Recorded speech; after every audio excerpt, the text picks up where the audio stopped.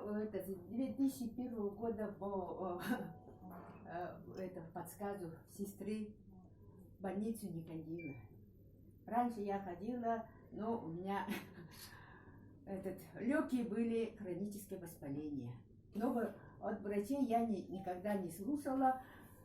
Подружка моя в больнице попала, и ей сказали: ты бухгалтер, помоги нам сделать отчеты. И она там увидела, что у меня хроническое воспаление, а я вообще не знала.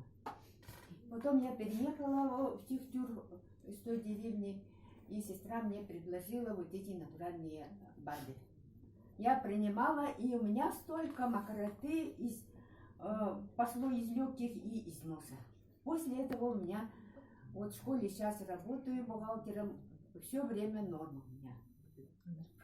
Ага. И в больницу я после больничной ходила только 2 раза из-за того, что у меня было головокружение, так что я долго сидела, там нынешние каменные дома, там воздуха нету.